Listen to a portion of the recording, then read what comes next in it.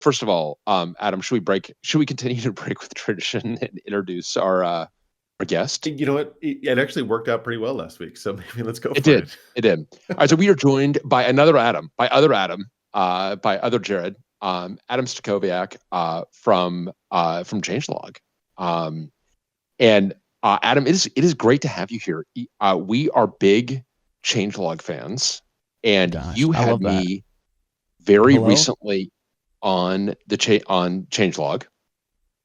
And you asked me really thoughtful questions, and I told you I wanted to turn the tables on you. So I'm excited about that. You're back, and we're going to turn the tables on you.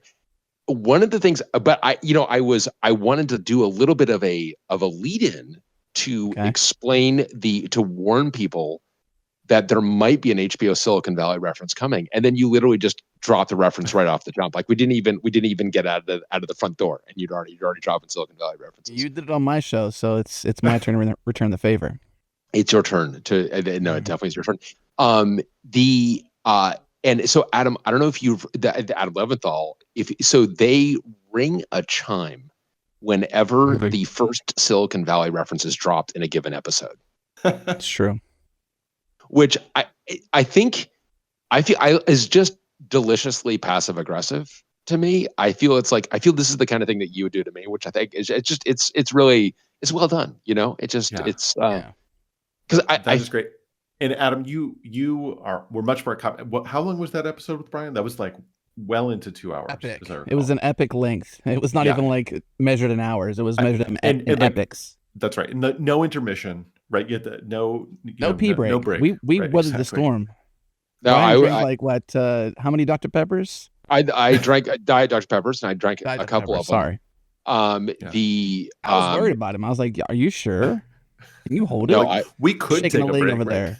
No. Let's roll. I'm ready to roll, and I could have gone longer. I got to tell you, I think a part of me died in the podcast episode that we did. We did a podcast episode with Jonathan Blow, Adam, and on the metal, and that guy truly outlasted me. We went like 3.5 hours, and you said you had a flight too. I had a flight. A flight to go to New Zealand for Christmas. This is like not an easy one. There's some okay, you missed the flight to LA, you can kind of figure it out. But like you missed the flight to New Zealand for Christmas, there are going to be consequences. I had a flight to go to New Zealand for Christmas. We were in the garage at the time. Hypothermia has long since set in, and I'm like deep into like hypothermia. I'm like in like the stages of hypothermia where you just feel sleepy. You're like you've stopped shivering, and now you're like death is approaching. I need to pee so extraordinarily badly. And he, like a hurricane that has crossed Florida and entered the Gulf of Mexico, Jonathan Blow is gathering strength. I swear that guy could have gone for another 15 hours. And I kind of like a part of me died in that conversation, I feel. And now I have like, I can channel his strength. And so Adam, on the changelog, I was ready to go with you. You stopped me at 3 hours, but like you were begging for mercy. I was ready to go. I could have gone another 8. I had the power. I had some mercy, Jonathan you're Blow. Saying? Like, you heard me. You heard me. I was ready to go longer. I just didn't think you had any more in you. Okay. I think even at the end, I was like, "There's more we could talk about here," and I was like, "We're gonna have to come back because I don't think you can weather this Dr. Pepper storm ruining you." So I had concerns for you, and I know that you got family and stuff. I just can't do that to them. No, okay. Meanwhile, I had no family commitments that day. I could have gone a lot longer. Meanwhile, Adam Leventhal does have family commitments. Right? He's like, hey, it's like, hey, the saber rattling here is making me somewhat nervous. Like, I actually do have. I'm like, fine. Look, guys, you can one up yourselves all you want, but at 90 minutes, like, I turn into a pumpkin. That's right. All right. So with that, then let's dive in. So tables. Let's do it. Am I going to call you other Adam? How are we going to differentiate the Adams here? You can give me AHL for this one. Yeah, there we go. AHL. Cool Adam. I'll be handsome Adam. Original Adam. I think you're original Adam. That's right. To make another exactly to ring the chime there for original Jared. But so all right. So AHL I'll refer to you as Adam Leventhal. I'll refer to you as AHL. American Hockey League. So Adam, you and I and AHL, this is not working, are all podcast fans. I mean, we love podcasts. We each have our own, but you got into this pretty early. So what is the history of you and the Changelog? How does this all start? Because this Changelog starts in when 2000. When does it start? A long time ago. 1 year after GitHub. 2009. After GitHub, 2009. Yeah. And wow. I was podcasting before that though. So we were doing a show called the Web 2.0 show. At web20show.com. The archive is still there, so you can go back and listen to how bad it was. Oh my God. How good it was in nostalgia. I didn't begin that show. I didn't found that show. I was invited in. And so I never thought I would actually podcast. This isn't a day when like podcasting was just like you would sponsor the show as charity. Like you felt bad for the people. You know, you weren't actually getting value because there was such a small audience. Right. It was terrible mics. And then Serial later on helped everyone say, okay, podcasting should sound a lot better. That's fast forwarding. So back, I would say in 2007, 2008, I want to say, I was invited onto a podcast called the Web 2.0 Show. And I came on as a co-host and I did that and it was amazing.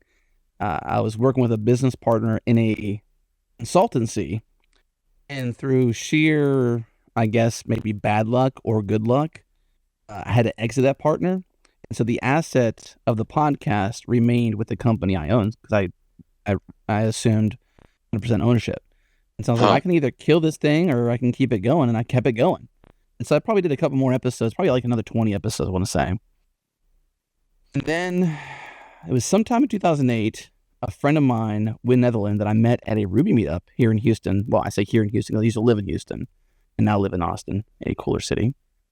I met a guy named Win Netherland at a Ruby meetup, and I thought he was sharp. I thought he was sharp as a whip, and we got along. And we were in between, let's just say, gigs, and we were noticing how fast open source was moving, and how it was just really hard to keep up. And GitHub was founded in 2008, obviously, and sometime mid 2009, we're like, you know what? We got to do something about this. And obviously, I'm a podcaster by nature, and I'm like, the best thing to do is to create a podcast and a blog to help people keep up with what's happening on GitHub. And so we did that. And then for a long time, the changelog episodes, probably like the first 50, were featured on github.com/explore. GitHub.com/explore has since changed massively, obviously. But that was kind of the beginning, was back in 2009, just like looking at open source, how fast it was moving, and just how incredibly hard it was in the sheer weight of what GitHub did to open source. It was to keep up, and it was to like even just pay attention to how fast things were moving. And so was this an official, I mean, clearly this must have been an official arrangement with GitHub at some level. I mean, they're basically using you as kind of like so this is like almost like this is a GitHub, not quite a GitHub podcast. It wasn't accidental. No, we format our RSS feed to be good for them to consume. And we had an episode 10. And back then we actually versioned our podcast. And it wasn't Semver. It was like 0.0.1 or something. Like 0.1 was like episode 1 and 0.2 was episode 2, I think. Okay. I think 0.1.0, I think was, I'm trying to remember, was the episode we had Chris Wanstroth on. And he was a big fan of the show, big fan of what we're doing, obviously. And he was like, listen, we got to promote this more. We got to get this on Explore. People got to pay attention to the show. And so he's like, can I put this on there as like an official podcast to listen to? This feed was there. Obviously, our podcast was there, but we also had a news feed that was chronicling the ups and downs of everyday open source at that time. Okay. And so it was like a consumption of like content written and then also content in terms of audio. And then, they were bought by Microsoft, and that changed. Oh, interesting. So that went through the Microsoft acquisitions. That went on for a bunch of years then. Almost. Yeah, almost. Like they knew about it. And I want to say it was probably around 2013. I want to say around 2013 that changed. Because they were changing GitHub. Explore. Did Microsoft bought GitHub a while ago? I'm realizing it was like 2017 yesterday and forever ago simultaneously. Yeah. Yeah, I think because they left them alone. Kind of.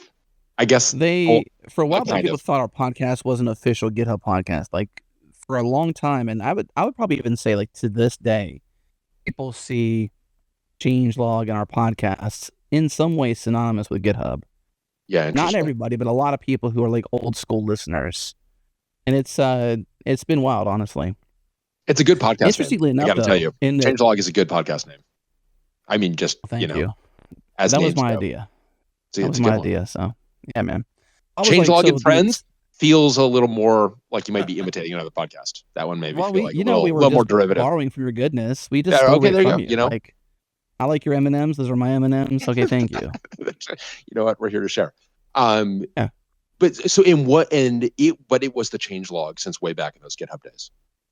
It was literally the Changelog, like not just Changelog, but the Changelog. We bought changelog.com later on. So our first domain was changelogshow.com because we were not thinking long term.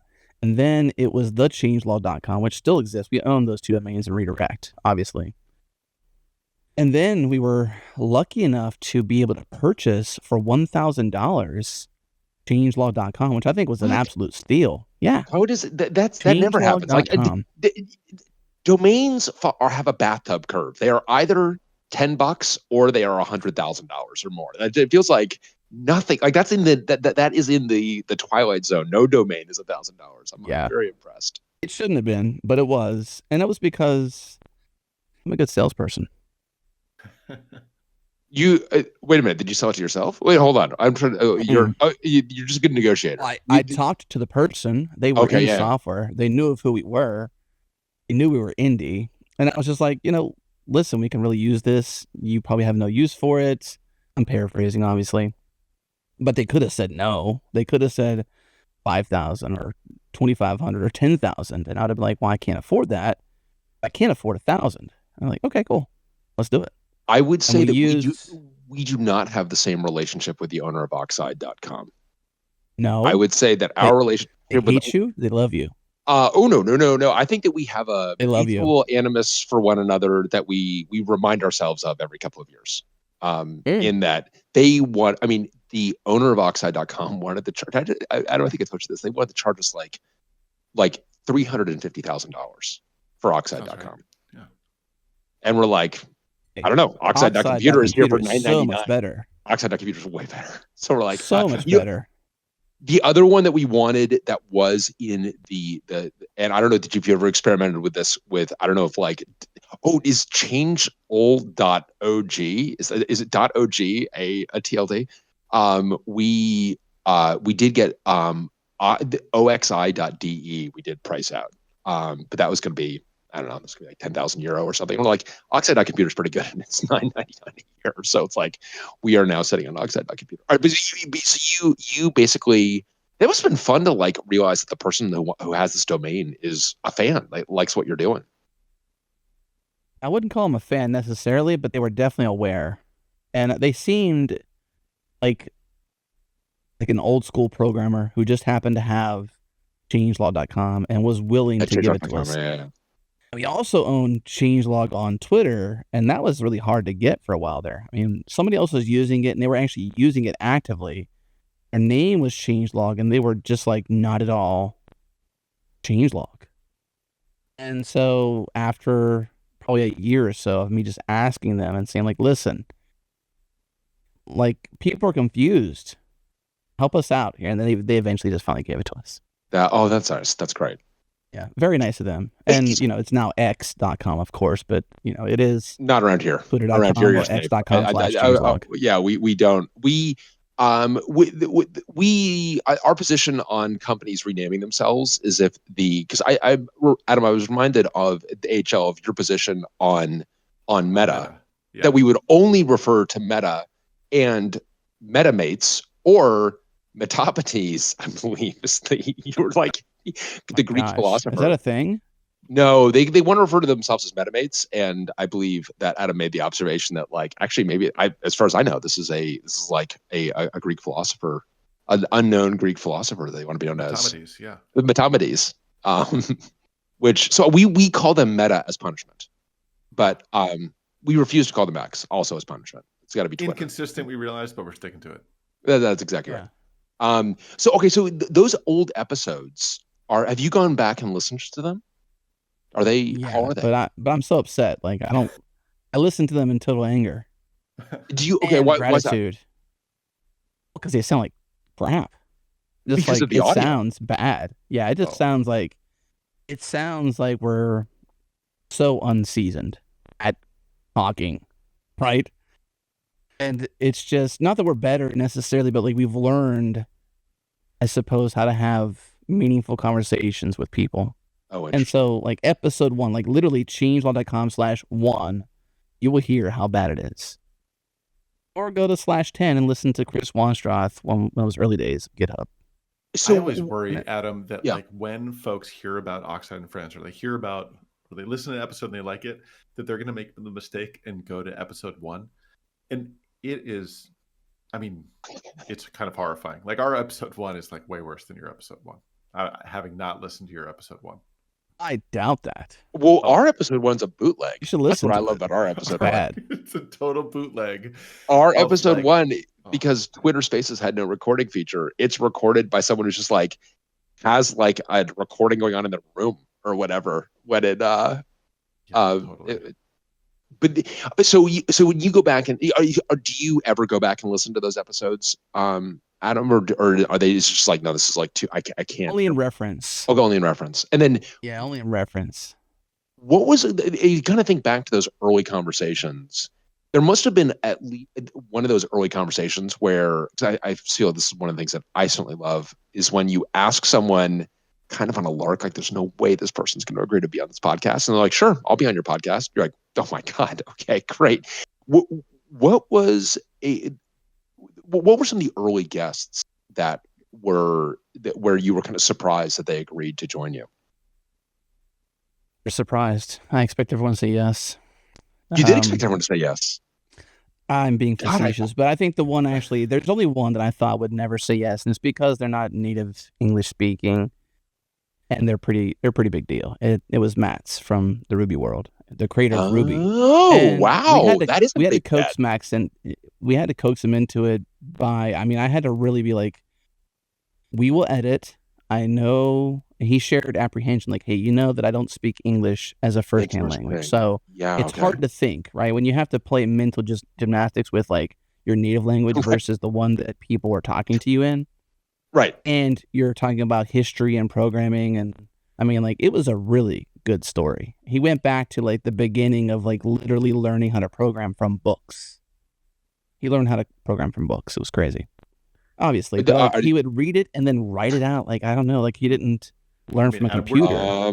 We're users here too. This meeting has taken a turn for the very awkward. Books were a big upgrade from the stone tablets we started with. Well, of course, but I mean, like, he didn't have a computer though. Did you have a computer to program in? Because he wrote the programs. He read books without he the would computer. Read things, right? And he would program without a computer. That's an important detail. Touche, Mats. They were that's wild. So he's in Japan, right? He grew up in Japan. So this is in like Japan, probably in the 80s. But that must have been when was that conversation? That's an extraordinary conversation to be able to get. Shaq. Do you know what year that is? Let me look. You're looking. I want to find out. Yeah, sorry. I'm fortunate. It's all good though. We have search. We have amazing search. This is a chance for me to tell you guys and your audience about our awesome partner, if you don't mind. Typesense.org. Open source. Are you doing an ad break on our show? Wait, yeah, what? Absolutely. God, this is not a master. Our guests are bringing their own ads. They're bringing their own ads. Man, this guy's so good. You don't have to pay me. I just do it for free. Typesense.org. Anyways, episode 202, 23 years of Ruby. Big Show, Matt, the creator of Ruby programming language, joins the show to discuss where he began as a programmer, the origins of Ruby, the history and future, Ruby 3.0, concurrency, parallelism, Stream, Erlang, Elixir, and more. Now, he's jelly of Elixir. He is jelly. Really? Oh, that's interesting. You can tell, but he also is jelly love. And it's like jelly love. You go back, and that was 2016. That's 2016. Yeah. That's like forever ago. It is, but you're already 202 episodes in when you did that. I mean, that's just it is, I mean, so you've done how many? What are you on? You're on 500 and something. Yeah, because I think I was like 500 and what are you on? Do you know? Do you keep track? What's your most recent one? I should look that up. An application that we built ourselves. It's homegrown, lovingly homegrown, written in Elixir, open source on GitHub. And we are at 593 for that show. We also have Changelog and Friends, which you were not on the main official Changelog interviews with me solo. That was Friends. So Friends has its own number, and I think that episode that you were on was. Oh no, you were. Sorry, I'm lying. You were on the main show. I almost dogged you there. My bad. I've been on both. I've been on both. I'm like. Yeah. I've been on Changelog twice. I kind of want to be like the Tom Hanks or Steve Martin to Saturday Night Live. You know, yeah. they famously I think Tom Hanks has hosted the show the most number of times. So that's what I'm gunning for. So I don't know who's been on Changelog more times, but I'm gunning for that person. I want to set the record. Who is the person who's been on the most? There are several who've been on like 5 or 6 times. And I don't have an easy search to find out those people. Yeah. I want to say, off the top of my head, I can't tell you, but several, at least 5 or 6. All right, recurring coming on. You know, like so you got 3 or so more. All right. Yeah. All right. This is assuming that they that they stop going on the show. I gotta I gotta make up ground. All right, we're gonna have to do it. Keep coming back. You know, we have some people we talk to on the yearly. I gotta keep at least back. Twice a year, sometimes yearly. You know, that's how we do it. But you were at then talk about 592. 592. Yeah. Wow. That's a lot of episodes. So you talk about because you've got the Changelog, but then you've got these other podcasts that are kind of in the Changelog family, like Changelog and Friends. What kind of prompted that thinking of like, hey, let's start a different podcast for some of these? You know, you've got one on founders, startups. You've got one on Go. You've got a couple of them. A couple, I think, on JavaScript or TypeScript. So, describe kind of the thinking there and how this worked out. To have just one podcast, you know, why not have many? Of course. The idea for a long time was a network of shows, but not just a network of shows just to have multiple shows, but a family of shows that complement each other, had similar production value, etc. And my business partner, Jared, is not in this conversation, unfortunately. He is an awesome dude. He's right now coaching baseball. He's that cool of a person. He shows up for the children and he just lays it, you know. But here I am, not showing up for the kids, just podcasting. You know what I'm saying? But Jared, you are talking to 2 little league baseball coaches in Adam and me. So we got Jared's very sympathetic. I coach soccer and stuff like that for my kids. I just not baseball yet. We haven't done that yet. But anyways, so he's not here to represent, but he is very much my better half when it comes to like a business relationship, you know. And so unfortunately, he's not here to represent his side of it. But I can say on his behalf that my ideas, are not just my ideas; they're our ideas. And so what made us be a good business partnership and a good partnership generally, not even just business partnership, was that there's a lot of yin and yang to he and I and how we operate. I'm very, I believe you mean yin and yang. Yeah, good job. It's actually yin and yang. That is a deep pull. No, that is a Silicon Valley reference, among other things. I can give you that. That is a Ron LaFlum. Do you want the ding to put it in there? I want the ding right now. That is an Aces Ron LaFlum reference I just dropped. I feel. Oh yeah, you did. Sorry, but you kind of botched it a little bit though. It's yin and yang. No, it's yin and yang. Yeah, yin and yang. And then Ron LaFlum says yin and yang. Doesn't make any sense. This is the lawyer that he has. That it's yin and yang. It's like no, it's yin. Dude, this is the yin and yang. Yeah. Everybody who doesn't watch the show as well as we do is like, what the heck are they talking about?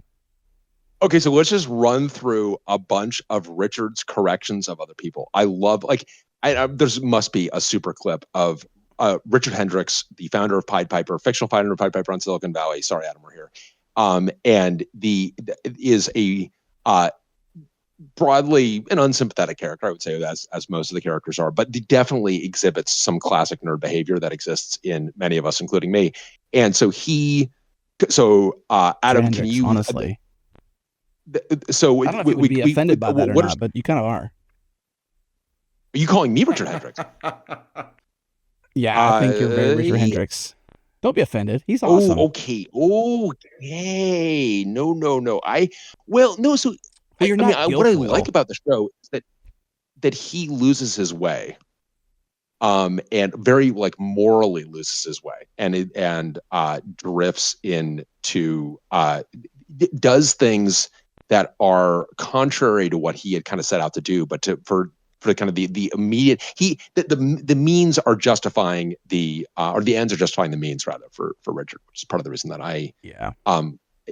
okay, but so he has got, I love his corrections of other people, including flaccid. It's flaccid. A lot of people don't know that. His doctor puts him together and accuses. He says, like, we're going to turn you into a Frankenstein. Frankenstein, like, Frankenstein's monster. Like, I think you mean Frankenstein's monster. To which his doctor says, you're one of those guys. You're one of those guys. He basically kicks him out at that point. He's like, get the hell out of here. And then yin and yang, not yin and yang. I don't know if we want to go here now, but why do we both like this show so much? Well, it's the best proxy to our life. That's why I like it. It's the best proxy. It's really good. It's an absolute masterpiece. There is so many layers. You can watch it again and again and still get more from it. Like Gwart in season 1, who I missed. I just totally missed that. Like, Bryan, and I've watched it a lot. I was embarrassed that I didn't get it. That's a shame. To be fair, I only picked that up on my 4th rewatch.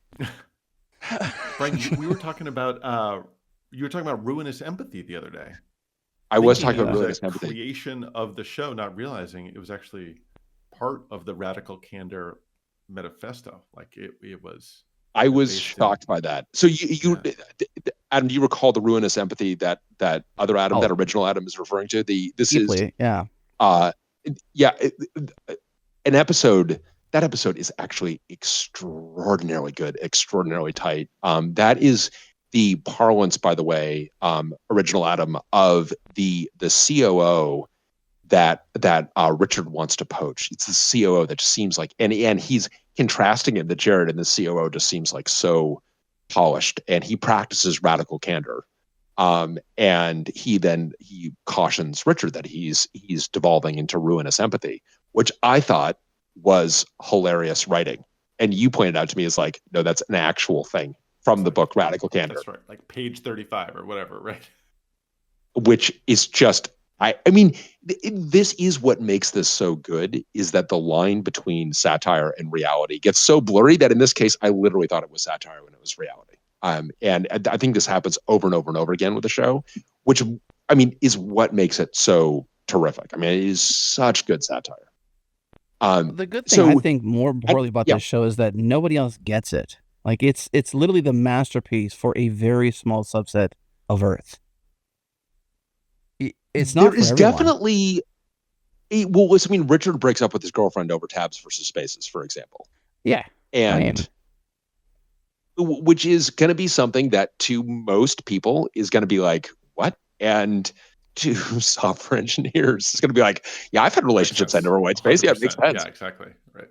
It's like, wait a minute. Yeah, for sure. No, it is very, very, very well acted. What are some of your kind of favorite moments, Adam, of just like some of the moments in the show that are sublime to you, of just like, wow, that represents so much. That's so, like, because of these, what I love about the show is these are little moments that if you haven't lived, they just kind of go in and out, but they're very good. Do you have any that come to mind? Absolutely. I think my favorite line in the entire show is the very last episode, whenever they're discovering, spoiler alert, when they're discovering the problem, right? And Guilfoyle walks in, and they're like, I think Dinesh says, "What's in the bag?" And he goes, "Cliff bars and a gun." I mean, like, what a one-liner, right? That's the best right there. And then when Gilf was describing what's happening, and Jared says, "I don't know, how should I feel?" And he's like, "For you, abject terror." I'm like, that's the best line ever. That whole scenario.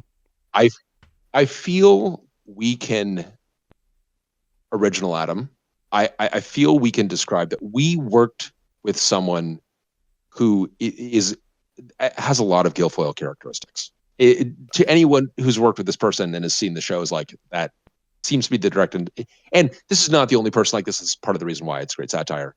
But this issue of the gun does bring up, this is, needless to say, someone who very much believed in their right to bear arms. And at one point, one particularly divisive moment, was talking about his gun a lot. And Adam said, "Why don't you bring your gun to work?" And he's like, "I will bring my gun to work. I'll bring my gun to work tomorrow." And Adam is calling him on his bluff. Original Adam is calling him on his bluff. He believes he's bluffing. He's like, I don't think you have a gun. And if you have it, I don't think you're going to bring it to work. Another colleague of ours is like, Original Adam, I think you'd agree, not totally illegitimately freaking out over this conversation.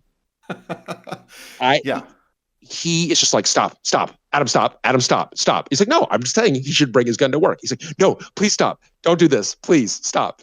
And of course, our Guilfoyle's like, I will bring my gun to work. I'm bringing my gun to work tomorrow. And it was getting like, I mean, you were kind of your older sibling was coming out, I dare say, in that you were, I mean, you felt you had an opening and you were taking it.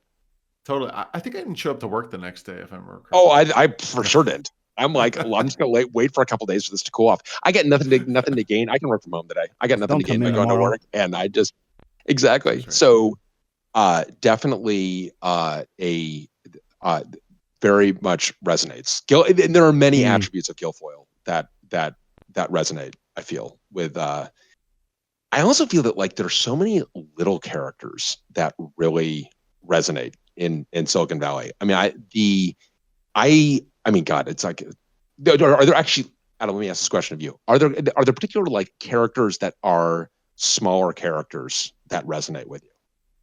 Or that you're just like, wow, I feel like this is just nails. Who are your favorites? I don't know. There's a lot of characters. I think Double A was a good character. I think Double A is a good character. The stunt guy for Double A, I can't remember his name. Explain who this guy is. Well, he's Double Asshole. So he is. So this is is that cool? Yeah, I think so. I think that we have to, when we upload to YouTube, we have to say if it's for kids or not, which is a super weird. It's not for kids. We talked about a former joint connection. We had Jason Hoffman on. Oh my God, that guy. CTO. Blues Freak. It was like an episode of, it was like the Big Lebowski here, like in terms of how much F-bombs there were dropping. So, so don't worry. Drop an F-bomb, but like, you know, asshole's okay with me. I'm cool with asshole. That's fine. That's going to be our clip. We're going to clip that out and promote it. I'm cool with asshole. You should warn me.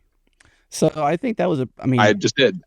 The whole fact that they were like swatting the scenario that which was very crass. You know, I'm not going to say that part, but like Gina, so to give folks additional context, you should give folks additional context that this guy is a former colleague of Ehrlich who has started an energy drink called Homicide, which is just genius.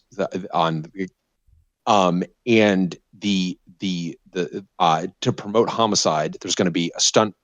Blaine is going to be doing a stunt, and Guilfoyle and Dinesh realize that Blaine has miscalculated, and Blaine is being a real dick to Dinesh Guilfoyle. Blaine is miscalculated, and Blaine is going to die if he does the stunt as he's calculated. Yes. And so meanwhile, Dinesh has fallen in love with Gina, his girlfriend, who works there. As he does with every woman, basically. As he does with every woman in the show, yes. Yeah. So they do a SWOT analysis. of strengths, weaknesses, opportunities, and threats. Adam, have you ever done a real original Adam? Have you done an actual SWOT analysis? Yes, you have. 100%. And before Silicon Valley was on the air or whatever, like absolutely 100%. And I think that's why both, I mean, I'm sure for you too, that's why it both resonates so deeply, but also so painfully at times where I need to like pause it, like take a walk, and it takes me a minute to get back.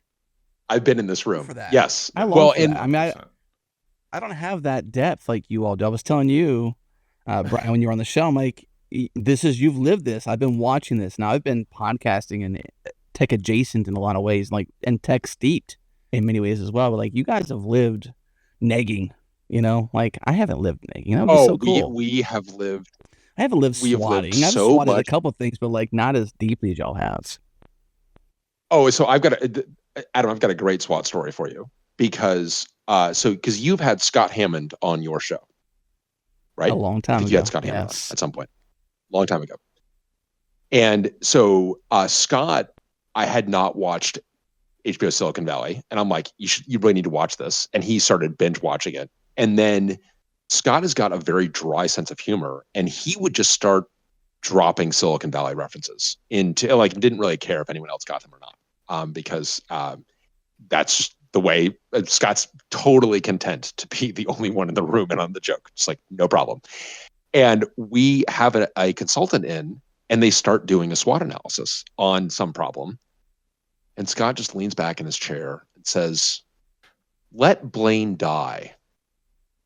And they're like, what are we? And I'm like, oh my God, he's referring to that Silicon Valley episode where they wonder, because Adam, what the SWOT analysis they do is, should they let Blaine die or not? So it's let Blaine die. It's got so it's a very, this is the power of it. You can kind of drop it right back into conversation. So this is why everyone needs to see this, because it's like, it's great.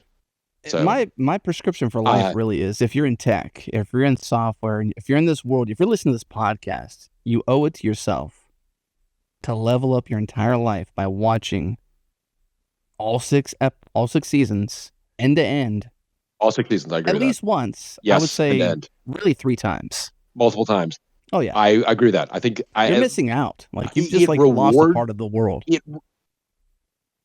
It rewards multiple viewings. So there are a couple of characters that stand out to me as just like, and original Adam, I know you're still working your way through. At some point you hit the episode where they fire the CEO and everyone reports to the chair. And if I recall correctly, you're just like, I can't do it anymore. There were a couple of moments where I was like, I am living this day to day. Like, I can't, this is too much emotional energy for me. Right. Adam, maybe you like envy that moment, but those were the moments I needed to take a break. Yeah, it's where it's just too real. And I do feel that, well, I mean, I have also reported into the chair. And because Lori Bream, the venture capitalist, makes clear that, like, we're looking for a new CEO and it's not going to be any of you, by the way. So just like you report, we trust the chair more than we trust any of you. So, I reported to the chair too. Yeah, I reported to the chair. On the office of the CEO. And that is just after Action Jack Barker is fired. Adam, and I love Action Jack Barker's character and the conjoined triangles of success. I love he's like, you can't make that up. Of course, I did make that up. So recently, we had a show recently, and I had to bring it in, like, literally as an example of what they should do, like the conjoined trial. Like this thing, this visual, I brought into an episode recently, and I think Jared, sometimes my business partner / host, gets upset because, like, it's true, and it's also a Silicon Valley reference. That's how it works. One of my kind of sublime lines in the show is when Richard is at odds with Action Jack Barker, the CEO, and proposes a compromise. And Jack Barker says, compromise is the shared hypotenuse of the conjoined triangles of success. It sure is, yeah. Which original Adam can attest. I drop into Oxide meetings with I'm realizing that that's not a reference you can just kind of drop and expect people to get. Like, that's so Bryan, regarding the conjoined triangles of success, I just want there is a CEO, former CEO that you and I both know, of an observability company that was acquired, who had that up on his wall, and I think that might make you like him all the more. I do. I have that up on my wall at home. The conjoined triangles with success. I do. My kids have realized that like we can get like if we get Dad any Silicon Valley themed anything, it's like it's basically a grand slam. So I've got the conjoined triangles of success. I've got an Aviato shirt. I'm wearing right now my Pied Piper shirt. We've got the what nah. Are you just calling me out on the video thing? I am wearing a Pied Piper shirt right now. Yeah, I almost said it, but yeah, like if I see you, I could tell if you're telling the truth. I'm gonna. So do I have to like tweet out a selfie? Is that what I have to do? Because with today's newspaper, yes. With today's newspaper, yeah. I don't really. Good one, Adam. How do I what I need to do is like a selfie of like the Discord. Is that going to be? Yeah, I believe you. You don't have to go that far. You do not believe me. You definitely did believe me. I volunteered. I believe you. Believe me now. Now that I'm like tweet it, you believe me. I don't want you to shame yourself by tweeting things like this. I get you. I got you. You're okay. I know this isn't a minor character, but the character who kind of gets me the most is Big Head. Just the fail up culture of Silicon Valley. Like we all know a Big Head.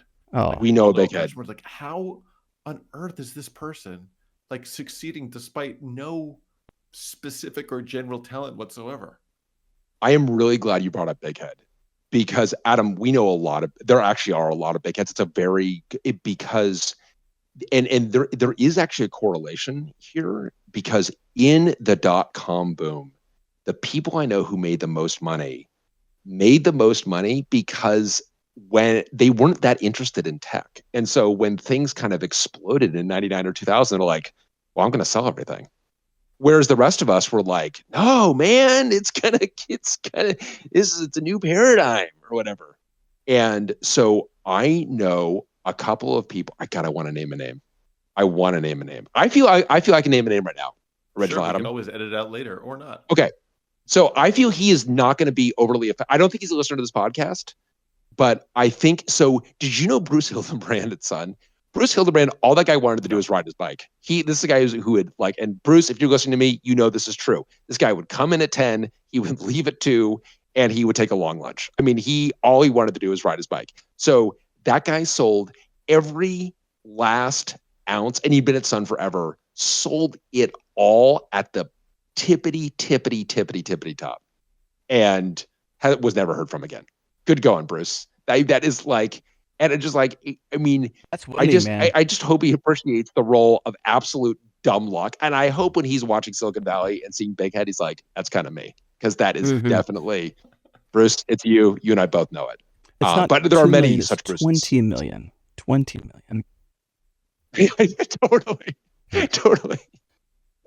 And the roof. Oh, God, the roof.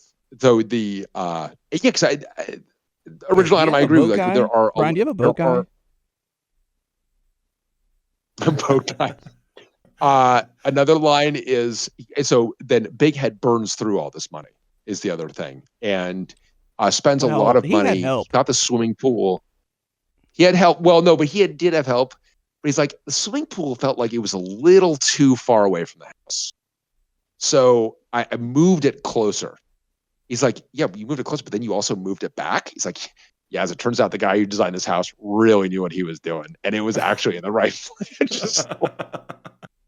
Imagine, like, what it would take to really move a house to do that, there and back again.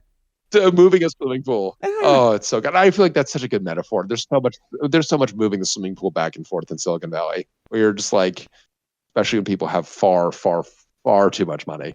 Another so I actually, how do you feel about the later? I really like the later seasons. I like every season equally. There's so much goodness in every single one of them. Okay. Sometimes I just like begin at season 4 and go to the end. I like go right in the middle. I think probably my least favorite episode, and I'm trying to figure out why. Actually, I was preparing for this. Like, I think it's the Blockmanity Insanity episode. I just like something about that episode just doesn't. Oh, like I like it, but it feels like the one episode in the whole thing that is just weird or doesn't fit well. Oh God, I love that episode. But so just to give people context, Erlich Bachman has found, actually in Big Head, has found a partner. They form Bachman Capital because Erlich brings the Bachman and Big Head brings the capital. He's I like, almost made a Bachman Capital reference earlier today.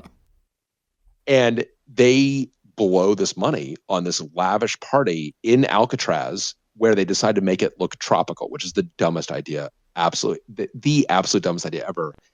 And no, I love that episode because they burn through all of their money effectively in one single episode. They burn through $20 million, and at the end they're like finally getting on stage. And the clip that's dropped in the chat is they start getting on stage saying "Aloha," which means hello. And then Big Head points out, "Oh, and also goodbye." It's just very good. It just felt like Erlich wasted that money. Like I don't think he wasted like that episode is not believable. That's why. Like, oh, that is believable. Smarter than that. I mean, I guess contraire, my friend. Oh, tell me, how is it believable? That is. You see, just the level at which capital gets burned through when things are rich. I mean, straight out of CubeCon, like is that what we're talking about? That is a great example. Yeah, describe straight out of CubeCon. So this is a Kubernetes conference. Hires Ice Cube to perform, I guess. I wasn't there. Yes, and it hires the Ice Cube to perform. The Ice Cube.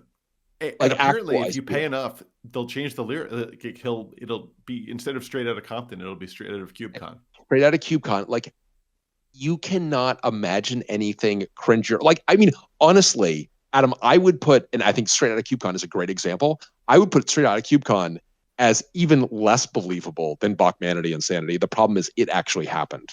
Oh, I got another one that's like, I'm not sure you'll believe me. Like, what was it called? Nixenta, this software-defined storage company, ZFS appliance company. Yes. Had Hillary Clinton keynote their conference. I realize even as I'm saying it, like it sounds like a dream that I'm telling you about, but this is a real thing this is crazy. I pulled in my favors to like go be front row in that. Oh, you're not gonna talk about the price tag? Oh, I have no idea what the price tag is. Do you know? No, you told me what the price tag was. What was it? What did I tell you? I'm sure it was true. $500,000. I believe it. I got. They paid $500K for her to talk. That sounds right. And I was just like, I was just jaw on my lap. And if you come to my house, I've got a copy of her book, Hard Choices, with a Nixenta sticker on like the inside jacket. The souvenirs. I love it's so important to gather. I've got a friend of mine was an early Marimba employee. If you remember Marimba from way back in the day, I've got a signed bottle of Marimba IPO wine.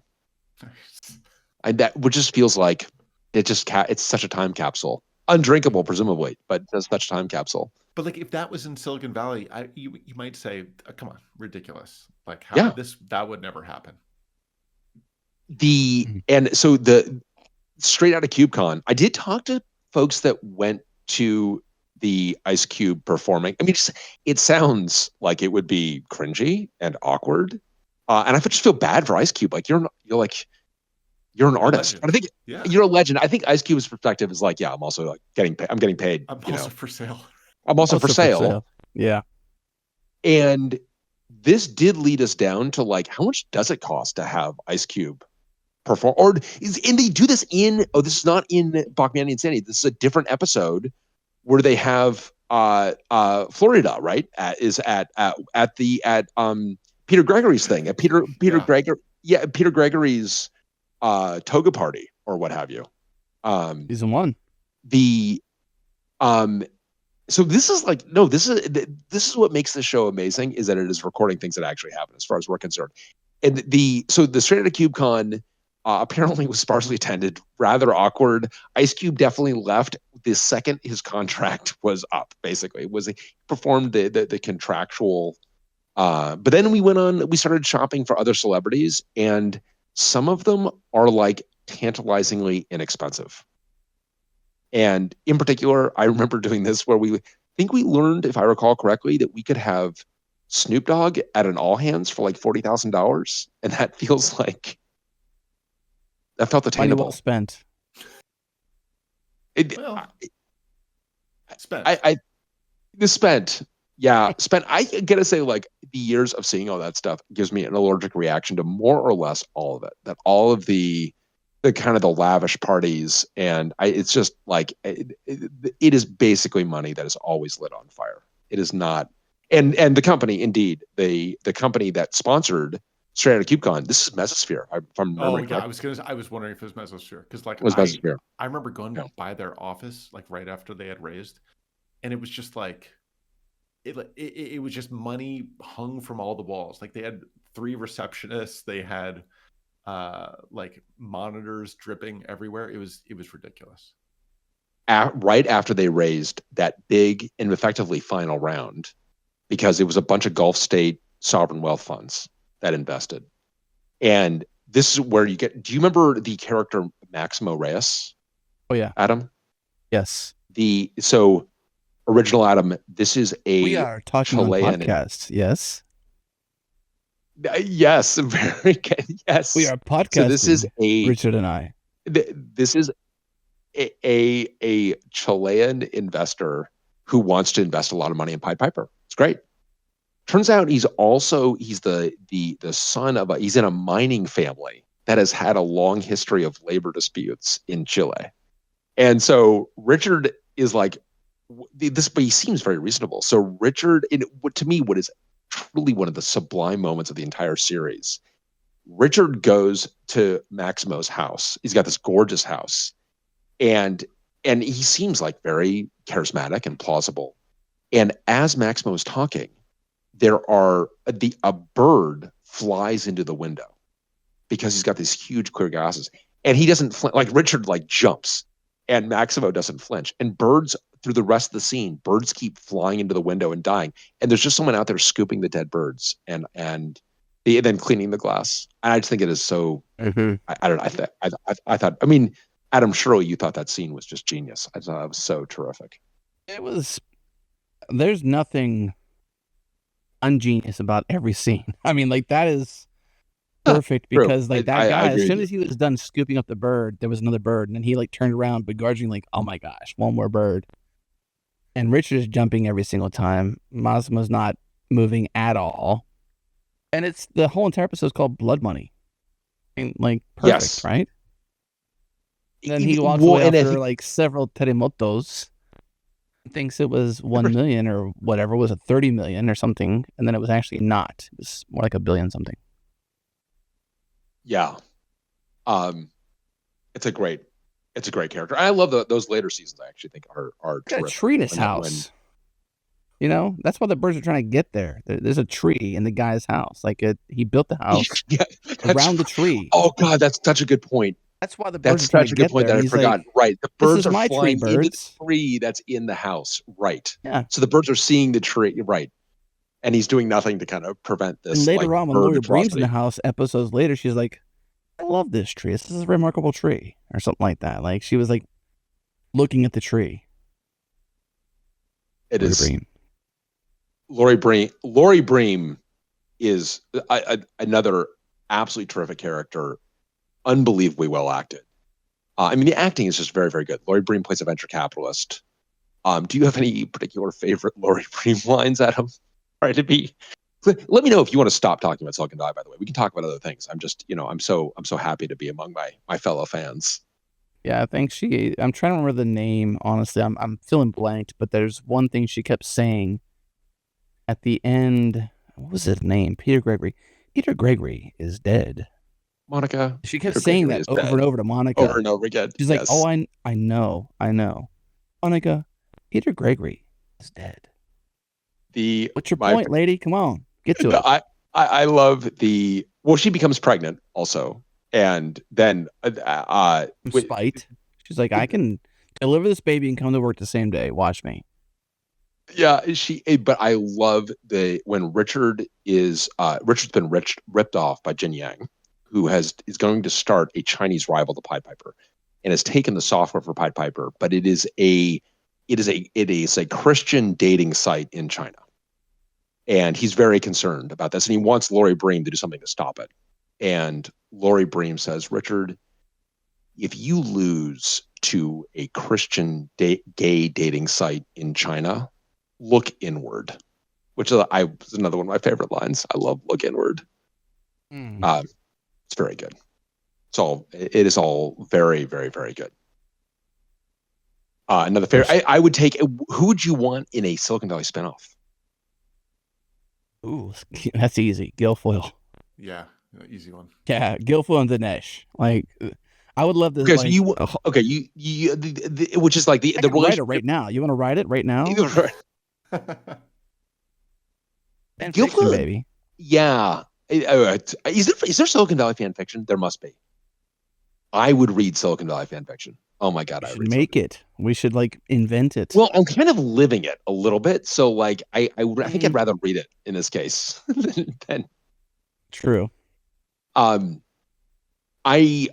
also love the kid that plays the Carver. Do you remember they bring in this kid to do the database migration? He's the 14-year-old. He was a good sub character. Yeah, that was pretty solid. Doesn't have his Adderall and has a nervous breakdown. Or he has too much and he just freaks out at the end. He's like, too much.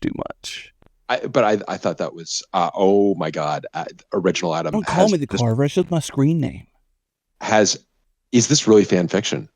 Yeah, it turns out you're not the first person to think of Silicon Valley fan fiction. Well, yeah, I mean, it's not invented here. I may be. This is extremely dangerous. We may need to get. There goes your productivity. Yeah, I know. We may need to get back on the Changelog before I start doing out loud readings. Let's hypothesize this a bit. Let's swap this. I think Guilfoyle and Dinesh would be an amazing spinoff. I think Jared would be an amazing spinoff. In the nursing home. Yeah. Oh. No, not prequel. Sequel. Okay. It was cool. After everything's happened, now he's just dancing with old ladies in the nursing home. I don't know. I'm state raised. Cool. I think I'm afraid to catch a case. That's right, man. I'm state raised. There's so many good Jared lines. The other thing that Silicon Valley does so well is Jared will say something kind of absurd, and there's this half a beat where they stop on Richard Hendricks looking at him, or someone looking at him just being like, "What the hell did you just say?" Then they kind of cut away, which I think is just very, it's very good. Oh, I mean, I could talk about this forever. So you can't fall in love with everyone in the corner. This is your show. I'm not in charge here. No, and on your show, they had me on your show. The first time I was on your show, you were not there. And Jared was like, "Man, we have got a Silicon Valley super fan for you, Adam." Who is it? Ryan Cantrell. I'm like, no way. That'd be awesome. But the way that happened is they thought they needed you. They honestly, I know you've been praising Jared, and you should, but I think they were unaccustomed to hosting a show without you, and they were. And I was definitely the wrong first one for them to do without, and I mean, they got a little bit, they wanted to channel you in absentia, which is a mistake. Mm-hmm. And you can't do that. They asked me a question about Silicon Valley. And I thought for a moment, I'm like, oh man, I really wish they were asking me about HBO's Silicon Valley, but I know they're actually asking me about Silicon Valley, the San Francisco Peninsula. So I'm like, well, I know you don't mean HBO Silicon Valley. They're like, no, we do mean HBO Silicon Valley. And I'm like, excuse me, what, are we going to talk about Silicon Valley right now? Let me tell you. Yeah, I'm like, cracks knuckles. Really? And you could see them both the color drain. Because I think they wanted to ask me, I think the question they had for me is what character resonates with you the most in Silicon Valley or something like that. And I'm like, oof, and clearly the only two characters these guys can name are Guilfoyle and Dinesh. If I give a name that's not Guilfoyle and Dinesh, we are off-piste for them. But the name that I actually gave them, and my kids of course heard this, and they're like, "Dad, you're Gort." I'm like, "Okay, go to your room." Gort being the nerdy engineer that Jared defends in that Jared starts a company with in season 5. But I actually my answer for them was Keenan Feldspar, actually, even though Keenan Feldspar's got some things I also don't like. I feel more like a Keenan Feldspar than Richard Hendricks. But I really don't feel I feel like the show broadly, the characters are not sympathetic. That's what makes the show captivating. So I would just like to say that I do not feel a deep resonance with anyone in the show. I just want to make sure that that is out there and clear. Yeah. You don't buy it. I don't know you well enough to know if you're a Keenan Feldspar or not. Like, do you want things and they happen? I feel that like that's how he is. Do you go kite surfing in Fiji? Right. Like clear your brain? Have you seen this episode? This is original Adam. Have you seen Keenan? So Keenan Feldspar is like a Palmer Luckey like character, which of course but kind of a Palmer Luckey crossed with but he's very optimistic and he kind of creates a lot of enthusiasm around them that Richard disparagingly calls the Keenan vortex, where it's kind of this reality distortion field that I was. But again, I would like to say that I just for the record have no deep resonance with any single Silicon Valley character, but I do think the show is absolutely glorious. See, he ultimately screws people over though, and gets bought. He screws people over, right? No, he does. He screws over. Yeah, this is why. I mean, this is what makes the show great, but also why like you can't like.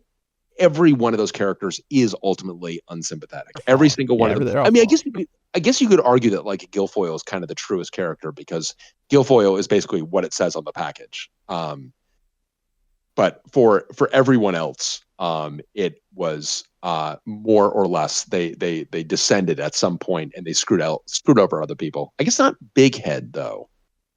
Big Head didn't screw anybody over. Dinesh didn't screw anybody over. He just failed to like check the box, basically, terms of service. It'd actually been a pretty decent CEO if that didn't happen. And like you were mentioning Jack Barker early on, like of the entire story arc, the box was the most successful thing of anything in the entire show. Yes. And yet it was the thing that didn't get, all the praise. I know people want us to call the Oxide Rack the Steve Tuck signature edition. And why are we not doing that? I think you got to get your signature on there, man. Yeah. I'm not sharing it with Banksy. Who the hell's Banksy?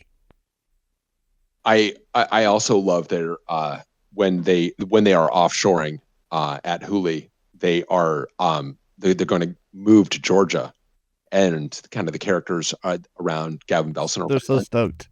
Yeah, there's again Georgia. I could deal with that. Like kind of dirty South. I could do that. He's like, no, what are you talking about? Like, like Tbilisi. Tbilisi. Not the state.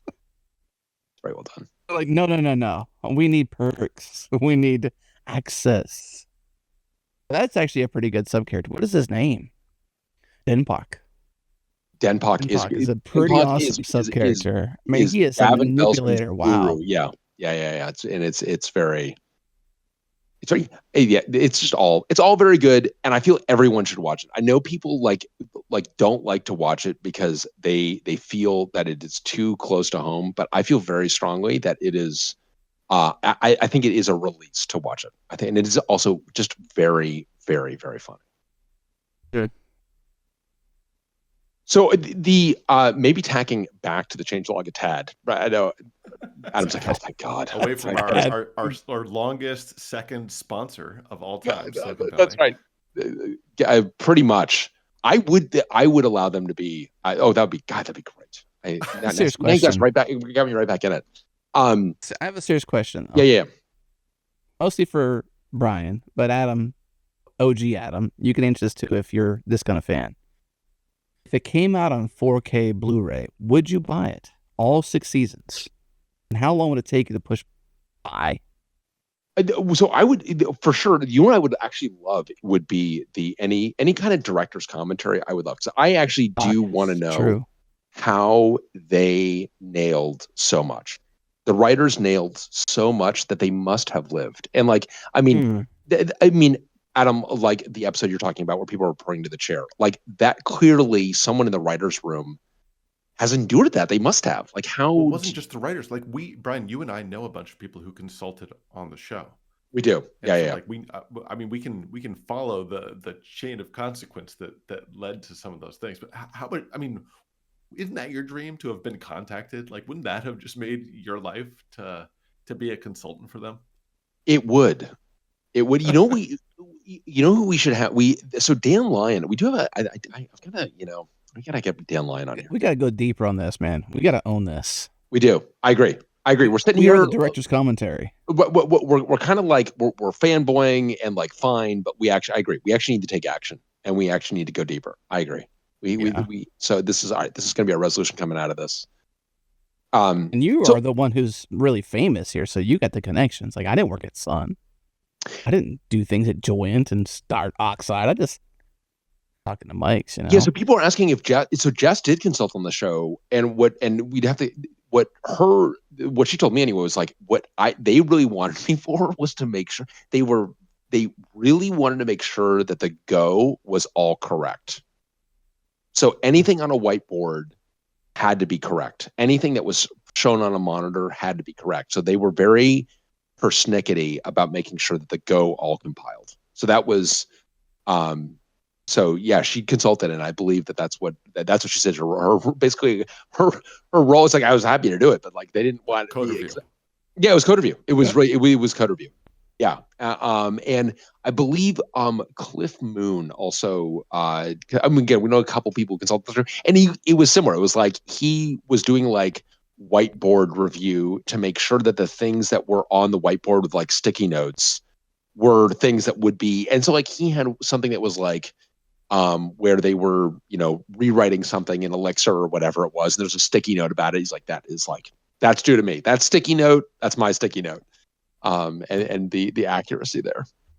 So there's a lot of freeze frame fun to be had. You can pause and look at all of their agile and their scrumming and their tickets. It's all very good. So Adam, I just on the changelog a bit because well, actually, let me ask this: have you had other guests? How do other guests react to Silicon Valley? A lot of them awkwardly like it. Yeah, they like it. Most are apprehensive to watch all 6 seasons. Most have not finished because they're like, it's just too close to home. And then there's a select few that are my favorites of the world that have watched all of them, and they watch it lovingly and understand it's an absolute masterpiece, and they get it. But most, the reason why we have the ding though, right? The ding was not there at the beginning. It's because I kept dropping. Well, the ding originated because I just kept dropping Silicon Valley references in our podcast because it's satire, but it's so true. And I couldn't help but keep just in some way, shape, or form, oh, this is what Gavin Belson did, or oh, this is what Richard Hendricks did, or oh, this is what Guilfoyle said, or oh, this is how Dan Melcher reacted when X, or whatever. Like, all these scenarios just kept coming up in people's natural stories when sharing them with us on the show, that I'm like, I kind of kept apologizing. Now I'm just like not apologizing anymore. I'm like, this is life, okay? Deal with it. And so Jared, my business partner / host and an amazing person, we employ Brake Master Cylinder, basically. Okay, so Brake Master Cylinder. I saw that. Yeah.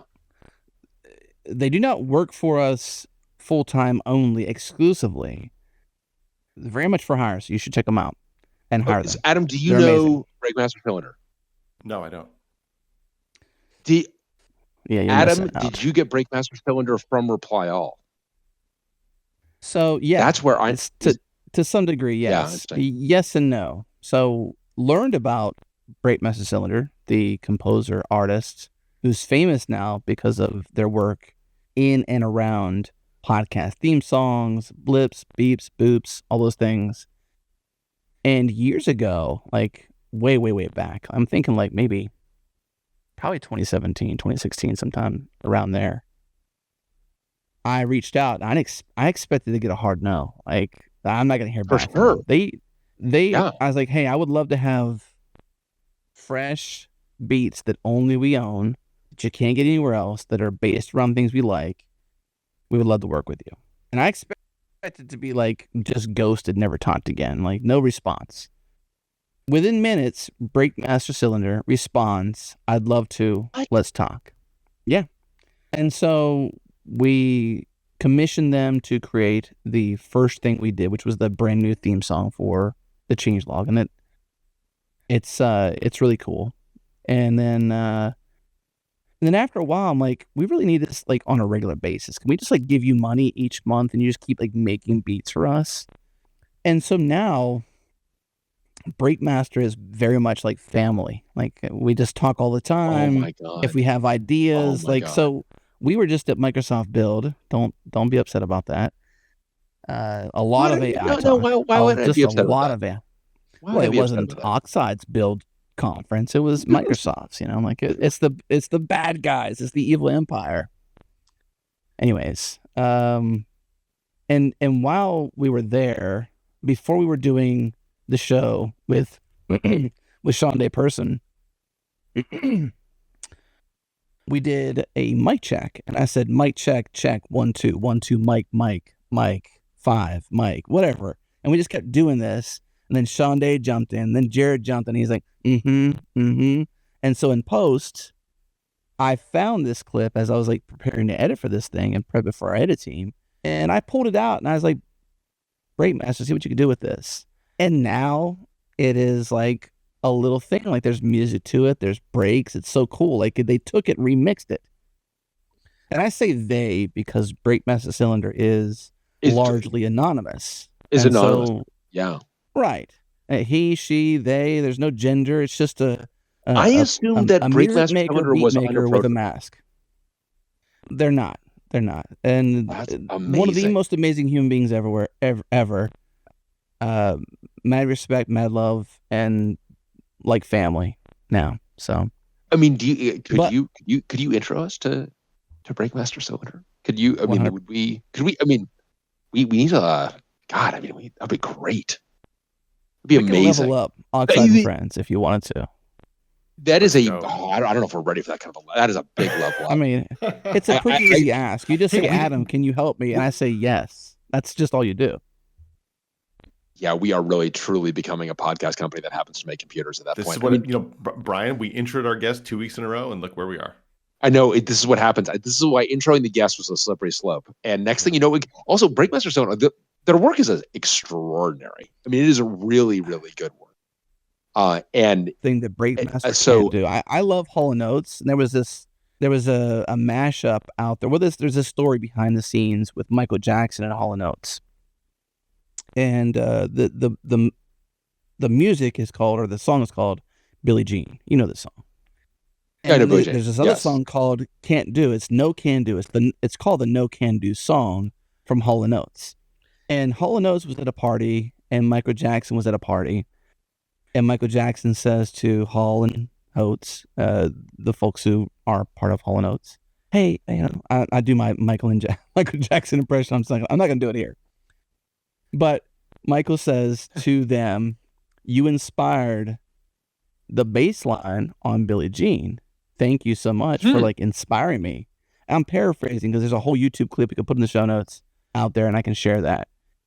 And so because I'm such a lover of music, I'm like, we got to do this. BMC, can you make us an ode to Hall & Oates and Billie Jean? Because Billie Jean's bass line was inspired by Hall & Oates' No Can Do song. They begin, like if you listen to them back to back and not through the song, you would swear they're the same song.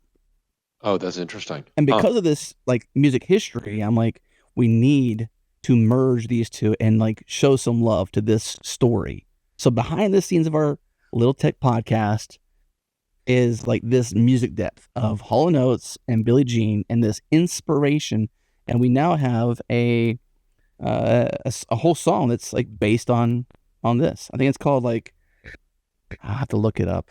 And BMC makes amazing names for podcasts, like, or for these songs. Let me find it real quick. And awesome. And there's no animus between Hall & Oates and Michael and MJ for lifting the beat, I guess. I'm reminded of for whatever reason I'm going to Vanilla Ice v David Bowie. Oh yeah. And have you ever seen Vanilla Ice defend that? He's like, no. Under pressure and Ice's Baby are totally different. His is da da da da da da, and mine is da da da da da da. I'm like, you literally did the same thing twice. I mean, okay, look, I'm not musical, but like sampling is like if you listen to Eminem, Hi, my name is. That whole track there is from a whole separate, from the 70s track that is literally lifted. Like, so this is a day whenever sampling was frowned upon. And so, like, everything's a remix, how right? frequently do we reference Paul's Boutique on this podcast, Adam? Do we do that frequently? Well, you would tell me if we did that frequently. I think fairly frequently, yeah. Fairly frequently. Okay, we have. Okay.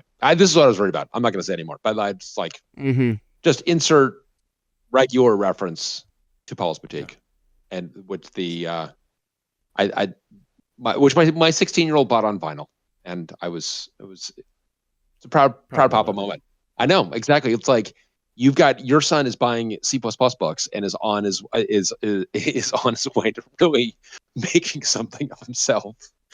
Meanwhile, my kids are buying the Beastie Boys on vinyl. Yeah, the grass is definitely greener in this one. I think the grass is very, very much greener in this case. I think it's like actual grass. Let's see if this comes through. Okay. Let me rewind it.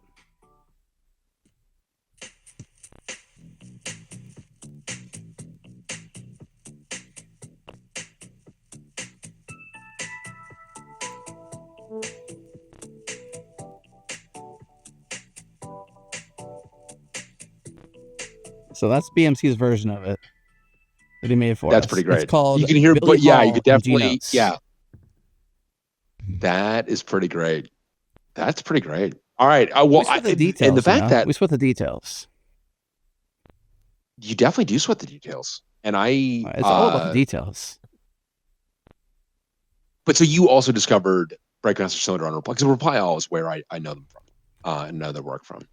I was like whoever's making this music for these people that's this, not so much just this good, but like this thoughtful, I want to work with somebody exclusively. I don't want to keep buying royalty-free music. We had an issue there where, well, like John Deere, I think, was using the same track, or like Craftsman or something like that. And it's not like those are bad brands, but like, here's our show trying to be unique. We're trying to be a zebra, right? Zebras stand out, right? The reason why I think that we have been 15 years successful is because we sweat the details. We absolutely are developers and love developers. And that is true. We're just not just podcasters trying to like just talk. That's stupid in a way. And we sweat the details. That's what Original Adam and I do. That's what we're doing over here. Right. And so we sweat the details, and here you are, you've got like music that's like being done with, like, Disney had a different track of ours. I'm like, this is embarrassing. Like, there's nothing special about our music except for we like it, and it kind of fits. And so we have literally albums that are successful on Spotify. We've released full-on albums with Breakmaster. Really? If you didn't know this, it's news now. Like, yeah, you can go to Spotify, search for Changelog, and just listen to, I think there's like 3 different albums there now. Oh, but that's kind of an interesting crossover for, like, I mean, developers always, have the, do you listen to music? Actually, do you, Adam, I assume you cut code. Do you? Do I? You're asking me if I write software? Yeah. Do you write software? Should I tell you no or yes? I don't know. What do you think? Do you think I write software? I think the answer is yes. Yeah, okay, I assume the answer is yes, but maybe not. Yeah, no, it's 100%. Okay, well, yes. Are you doing that for my benefit now? Now I'm worried that I put my thumb on the scale. Like, I don't know. Like, I don't want to. Some people, like, I don't know. All right, like, I don't want don't be insulted. I didn't say it was good. I just said I write it. That's good. No. But when you write software, do you listen to music? Oh yeah. If so, 100%. What do you listen to? A lot of synthwave type stuff. I listen to some of our own albums, even when I write code. Well, this is what I was going to ask. I was going to ask if the Changelog album is a good thing to write code to.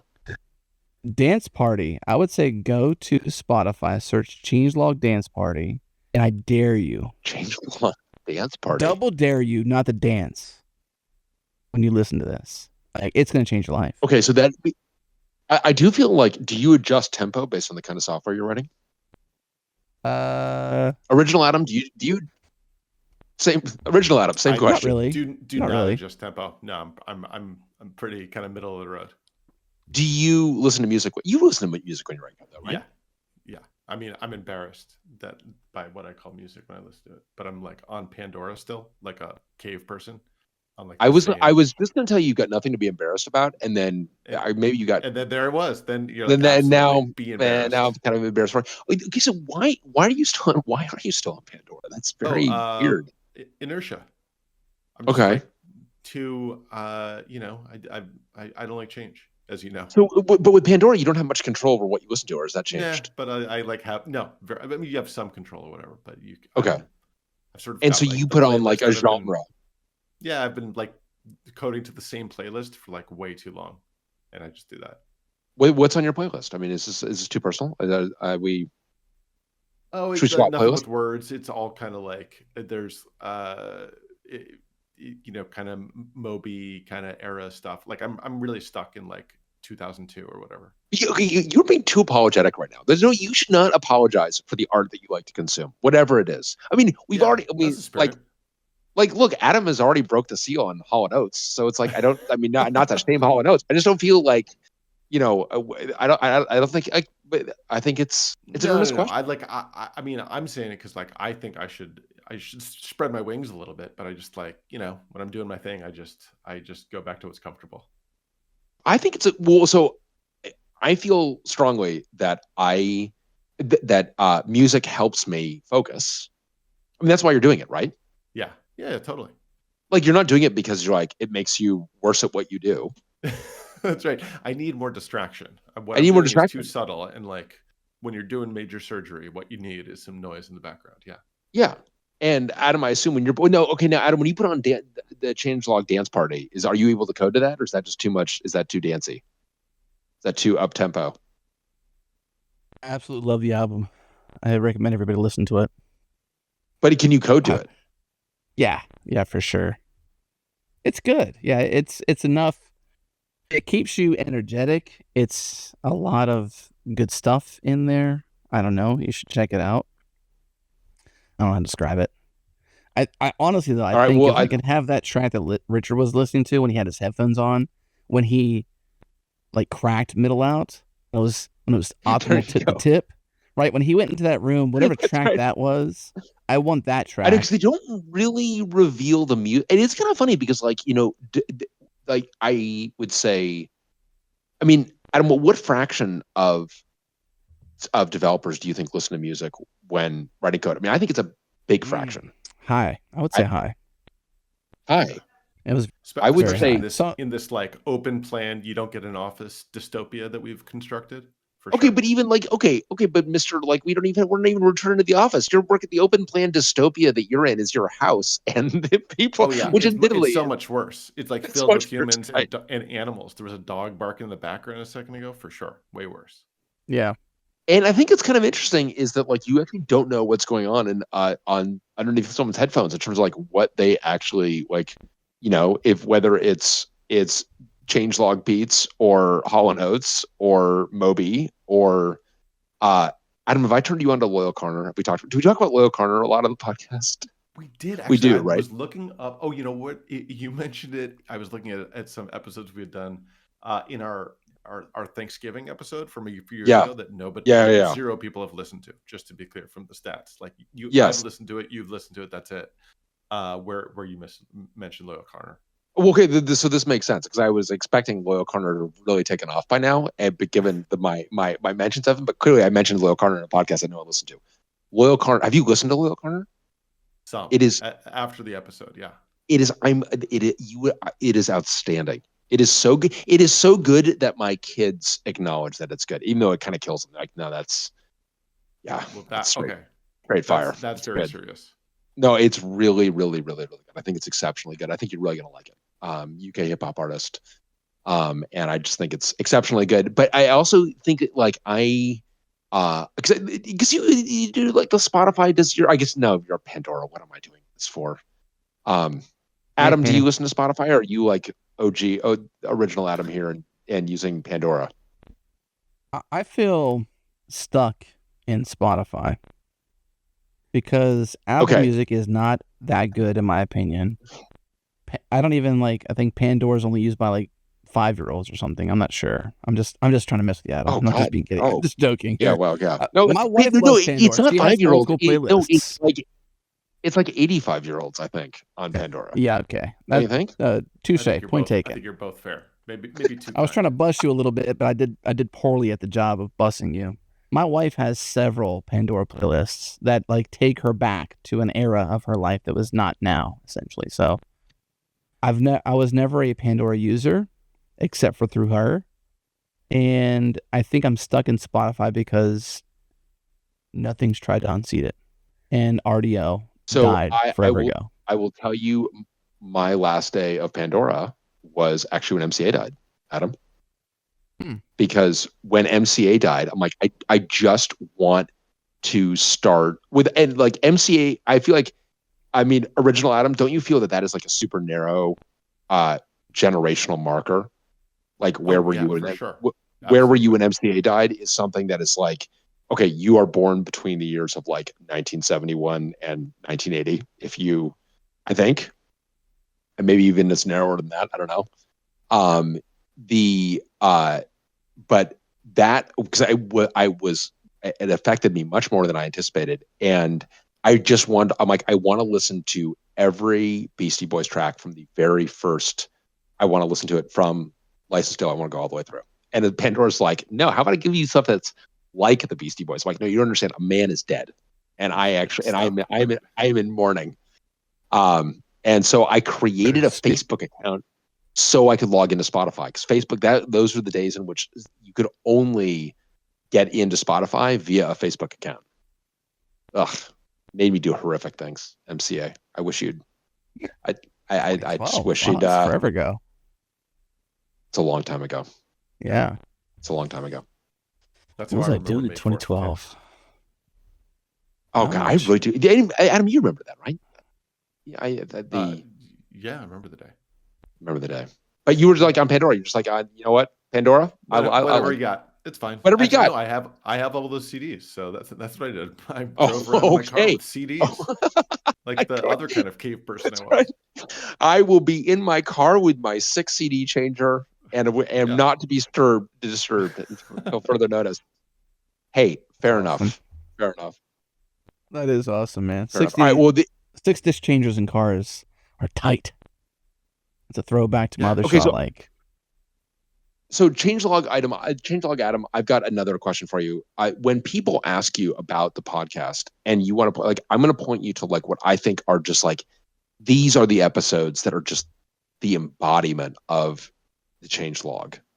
Do you have kind of a hot list that you point them to? We do a show at the end of the year. Every single year. We've done it since 2018. So I just point people to those episodes. We call them the State of the Log. And so Jared and I summarize what we love. And I think 2 or 3 years ago, I started to have like not just favorites, but then also must listens, which is like slightly different than favorites. And Jared makes fun of me because like I've got this nuanced reason to like not just have a list of 5 favorites, but also a list of must listens. So I just point people to those episodes because Jared and I summarize and talk through everything we've loved that year. We bring in this last year, speaking of Breakmaster, I mean, again, this last year we took in voicemails from our listeners. And rather than just playing those voicemails, we handed those voicemails to Breakmaster and said, do something with these things. And so Breakmaster made remixes of the voicemails of people, and they were just phenomenal. So if you go listen to episode 571, you'll hear a lot of these things. And because we chapter our podcast, you can jump around a lot pretty easily just from the show notes. Yeah. But I would say I point people to those episodes because we kind of do that yearly as a habit, just to like, we're agile, man. We retrospective, this is a retro basically for the entire year of the podcast. And so we, in natural form, just lay it out there. And they've gotten kind of longer and longer. This most recent one was 106 minutes, which is lengthy. We've gone long. Yeah, we've been original Adam. I think this is a very good idea. I think we should do this. I love it. I think it's like a kind of a bookend to the predictions episode. The predictions episode. Maybe Yeah. close up Yeah. the year with state of the Oxide and Friends. Oh, there Yes. you go. Year Just with go our ahead and borrow predictions that. for No the coming problem. year. Right? Oxide and Friends and I'm- Changelog the- and Friends and No, State thank of the you for that. Oxide. I appreciate this. This is great. Affirmative consent. Thank you so much, Adam. This is very kind. Thank you so welcome, much, you know. and I will hereby rip up our cease and desist to Changelog and Friends. Or Okay. no, I think this. So it's open source, baby. We're just I'm just forking you on GitHub over here. No, I think it'd be. Please do. I also think that we do predictions at the beginning of the year. I think you should do that. I think I love our predictions. They're great, and so I love this idea of going, and because I love it when we did this as a single on the metal episode to point people to Oxide and Friends, and I loved that. That was so much fun. That was like our first crossover. The Oxide and Friends on the metal to let all the subscribers know this is where we've been. This is where we've been, and this is the way we're going to stay. It's still, I think, technically on hiatus in that I think we would do another one. I just think that it was a casualty of the pandemic, and then we did the Twitter Spaces, and Oxide and Friends just kind of became what it is, and now it's. But I think we may one day do on the metal again. It is. Can I inquire more here on the show? Sure, in terms of like. Why? I mean, really, it really is a casualty of the pandemic. So one of the things I like about On the Metal is it is in person, in the studio. Oh, and I think that this is to your point about like, well, yeah, it definitely the pandemic made it very hard. So it just like anyways, it's hard anyways, even without the pandemic. Like, yeah, it's hard distributed anyways. And so is the way. It is, yeah. What I want to do still is there are these great computer history museum interviews, and I want to and Original Adam, you've watched a bunch of these. Yeah, I think. Yeah, in particular with our board member and founding investor Pierre Lamond has a great one, incredibly candid one. Everyone should go watch that for at least the, let's say, candor. The candors, and Pierre was the first money into YouTube, and I don't think he realized that this was actually going to be on YouTube. I think he was. When I originally talked to him about that, he's like, "How'd you find that? How'd you watch it?" I'm like, "It's on YouTube. It's on the internet." It's like, "Oh, okay." Surprised they did that. I think I would have said different things then. I'm like, "Oh, okay. Well, it's definitely on the internet now." No, there are a bunch of Changelog Adam. I don't know if you've seen these, but these are really, the Computer History Museum has done these oral histories.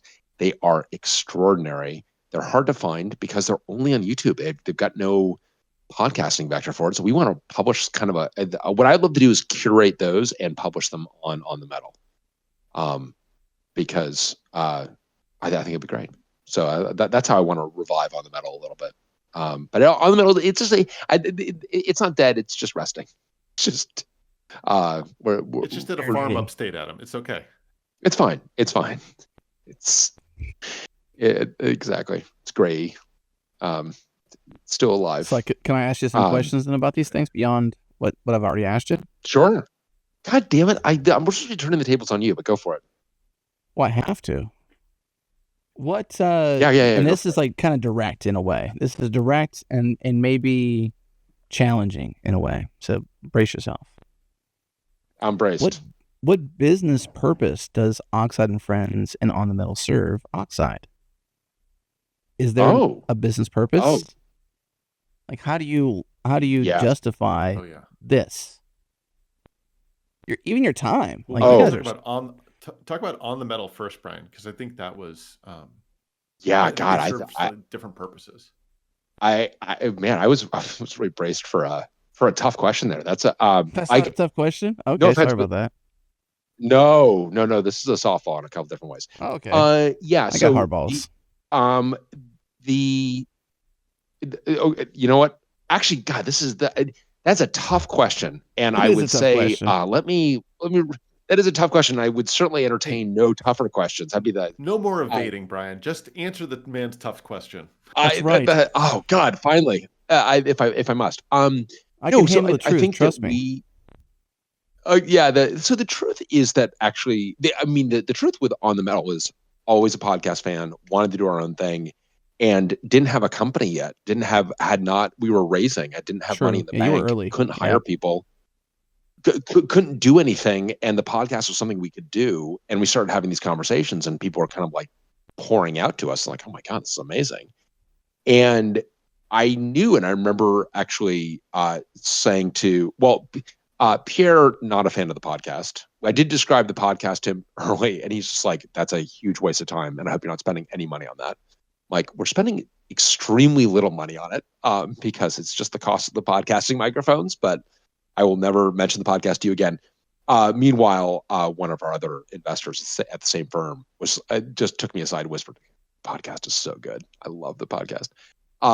So no, we knew that the podcast would attract people to the company because it's like Minds, So we knew it was going to be. It was just felt like a total slam dunk to do that, and then the conversations were great. And I think the only thing that was a minus about it was there was actually a lot of prep work, and then there was a lot of kind of post work. And this is the minus, such as it is that it was just like a lot of work, and but I missed it. But the business value was immediate. Like, you hired business value is immediate. You hired immediately. Like, you hired Aryan. Yeah, exactly. Like the get the name out there, tell people what you're doing, and people started showing up. Yeah, and my prediction was, we are going to release this podcast. Someone who we do not know, who's not in our social network, is going to present themselves to us because they're going to listen to this conversation with Jeff Rothschild. Extraordinary conversation, amazing technologist. It was founder of Veritas, was truly the first adult at Facebook, and just an extraordinary person. And I know that that was our first episode we were going to drop out there. We did it when we announced the company, and someone's going to listen to this podcast episode and they're going to show up. And I don't know when it's going to happen, but I know it's going to happen. And it happened within quite literally hours of us dropping it. And Aryan was asking for an intro through a mutual friend via LinkedIn. And he and I are going back and forth on LinkedIn. And he became a very early Oxide employee. So it was, to answer your question, it was very early. It was recruiting. We also had the problem of this is a big build, a big long build. How do you keep customers entertained while you're waiting for this thing to come out? So it was kind of a useful thing for that. And then On the Metal was a victim of the pandemic, and but I really missed it, and I wanted to do something that was lighter. And then Twitter Spaces came along, and Original Adam, I talked you into Twitter Spaces, so I wouldn't die alone, and I'm very, very grateful. And it was great. I think the one thing we miss from Twitter Spaces that we don't have quite as much in Discord is in Twitter Spaces, there was no chat. So if you wanted to say something, you had to say something, which was mixed and wasn't always great. But I think, Adam, I think it's fair to say that you and I both missed that element of it. Yeah, that was a nice part of it, having it, more call-in show. Yeah. But then, from there, but it's also been huge to have a chat, which Twitter Spaces did not have. It was a big pain in the ass. But from there, we've been able to. It's super light investment from our perspective. I mean, Adam, you do heroic work on the post processing, but it's not that bad. The bigger toll is the marital karma that as the show goes along. But that is the biggest expense for me. Right, as Adam looks at his watch at 6:38 local time, right. tapping the watch. But then the right, no, just very subtle hint to slide in there, Bryan. But the value for us has been continuing in terms of recruiting, but then it's been an amazing vector for the team to talk about their work. And I think people, both get nervous about it, but then also love being able to pull up the microphone and talk about what they've been doing. Had some colleagues talk about our storage subsystem. I told them, don't worry, not that many people listen to it. It's our third most downloaded episode, unfortunately for them. But that's been great. And then I said to folks like, well, geez, like we're not really expecting customer leads to come in through this, but then it turned out like I was going to some conference, I got pulled into some customer leads. They have not closed, but like certainly customers and prospects are listening, and like they like the show and like what they hear about the product when we do talk about the product. So it's relatively cheap and serves a bunch of purposes. Yeah. I mean, when I was at Red Hat Summit, and people were, I mean, virtually everyone that's come up to the booth was saying how much they love the podcast. I love the podcast, even the one on baseball. I'm like, you don't have to say even the one on baseball. You can just say I love the podcast. You don't actually have to. The Oakland Ballers, by the way, the home opener tomorrow night. Very, very excited about that. That's a great episode. So it's been fun. Adam, to answer your question, it's been fun. It's been super easy because it's very light lift. We just don't bother. One thing we were doing with On the Metal is like we were having it like sponsored by ourselves, but which ended up being not a good idea. So we had just like these same ads over and over again. But that I thought that was you fun. Shouldn't have ads. I don't know. What's that? You shouldn't have ads in your own show. No. We don't have ads. We are. I mean, it's like it kind of is the ad. Sadly, this whole thing is an ad, more or less. I mean, but it's just an ad for the look, we're a podcasting company that makes computers. I don't know, Adam, did you see that? Because I was asking if people thought of us as a hardware company or a software company, and Brian Steele's like, I'm pretty sure you're like a podcasting company that actually makes computers, which is true. That's fair. What did I say? What was my response? I did respond to that in some way, shape, or form. Now, all of this said, though, I think that, especially after my metal boasting up. See, I was trying to reference On the Metal. I said metal up. In response to, what do you think? Yeah, what do you think we do? I was like, just metal up. Like, I mean, the answer is that we actually are. We are truly hardware and software. The actual answer. Well, I think the reason why I asked this question is like there's something special here with this show, Oxide and Friends. Like, it's cool that you sort of like pull back the layers and just chill. There's an authentic thing that happens when you podcast. Like, podcasting isn't cool just because you get on a microphone. It's because it's a real conversation. It's an authentic conversation. It's not canned or scripted. And you can and script it a bit more. It's so powerful because of those reasons. And in a lot of cases, it's uncensorable, right? Like, you have control over this in a lot of cases. Like, maybe Apple can drop you from Apple Podcasts, but like, what are you going to do, right? You're not going to upset them to that point. There's no reason to censor it, right? You can talk like you did on the show with me badly about your personal experience with Dell and one of the reasons why you created this company. On your own, you can do that, and no one's going to stop that. Like, Michael Dell cannot stop that conversation. It can be true.